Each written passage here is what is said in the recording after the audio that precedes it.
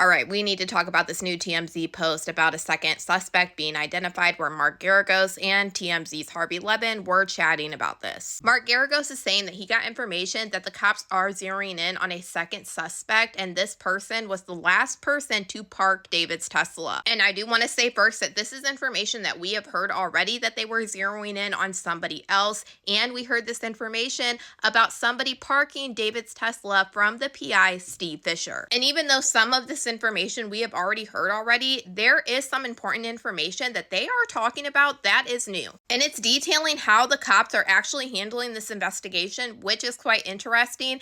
And now it seems like Harvey Levin is switching the way he's thinking about the Santa Barbara trip that kind of matches my theory on what I speculate could have happened in Santa Barbara. As Mark Garagos said, the second person that the cops are zeroing in on is the last person that parked David's Tesla. And we've all had some theories on who we believe that is. But what Mark Garagos is saying about this second suspect is even bigger, because he is not just saying that they possibly just helped get rid or conceal of Celeste. He is saying that they are looking into the suspect being around before Celeste passed away, during her passing away, and after her passing away, which means there is a possibility that the cops believe that this second person might have helped unalive Celeste. And this could be a big deal, because we know before, news sources just came out earlier this week talking about a second suspect and how cops are viewing and investigating other people. But they say that they didn't believe that David dismembered Celeste by himself. But now we're hearing that there might just be more than just help from concealing of Celeste. And then Mark Garagos goes on to explain why they are looking at this other person for possibly not just helping conceal, but maybe even helping unalive Celeste. Which also explains why the cops have been so quiet about this whole situation, keeping it close to the vest. So basically with this case, the cops had to work backwards.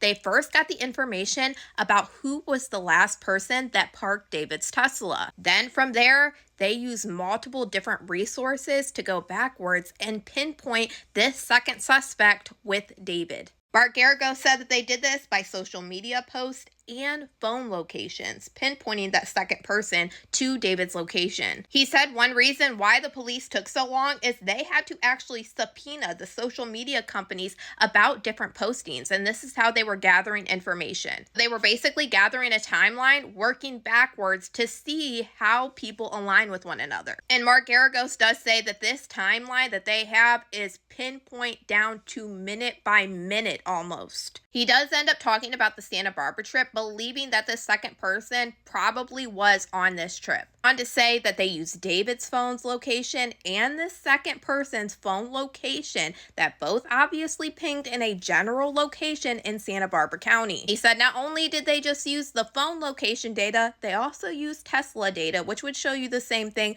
of where that car was around this time. Harvey Levin is very curious about the Tesla data, wondering if they have actual video footage from the Tesla, but Mark kind of pushes back and he believes that it's just like data of the driving. Harvey is thinking that there's actual video footage from the Tesla, because where the cops say that they believe that David did not dismember Celeste by himself. And we even hear Harvey switching his tune now, and now he is thinking that this is where Celeste was possibly dismembered. Mind you, this was my theory that I made just the other day. You can go back and watch my video on it, because I found reportings from the Los Angeles Times that reported during the time that Celeste was found, before it was revealed that it was Celeste, that the cops told the Los Angeles Times that it was only a head and a torso found, meaning that her bottom half might be missing. Now, Mark does go on to say that they use social media postings, but not postings where you would be able to tell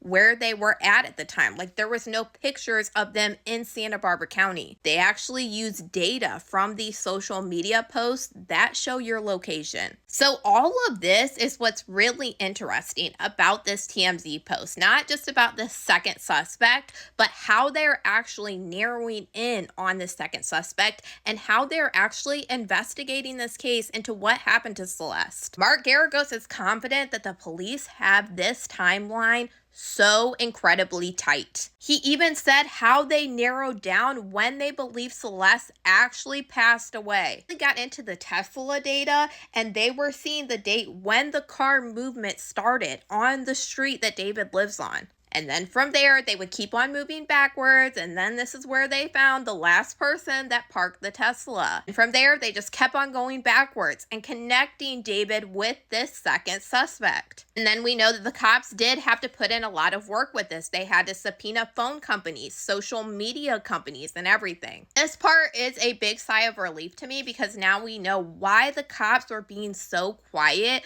when it came to this. To me personally, out of any post that I have seen TMZ post, I really think this one is a big deal. I say this because it gives us eyes on how they're actually handling this case and how much it seems that they actually have. And on top of all of this, it seems like Celeste's autopsy is probably finished. You used to be able to look up Celeste Hernandez on the medical examiner's website, but last night when you searched her name, it did finally disappear. And if you're seeing this one, please don't get confused because this is a whole different Celeste Hernandez who was only 2 hours old, so don't get confused. And it's important to note, usually when a case disappears from the search, it's usually because there is a security hold on it. And most likely, it's because there's an open investigation. So they wouldn't want this information about Celeste to be public record while the investigation is ongoing. But because it finally disappeared, it looks like they might have some type of results back on Celeste. But that is something we are going to have to wait and see until we see the cops actually move. But now, to me, this is indicating that we are probably going to see them moving in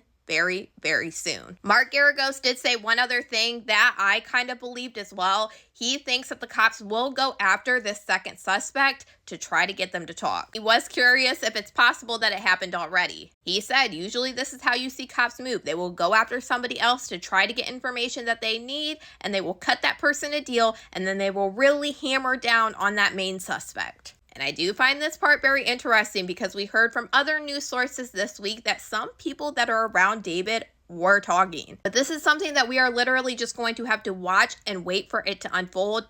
But mark my words, I'm sure we are about to see stuff starting to hit the fan real soon. But y'all let me know what you guys think about all this in the comments.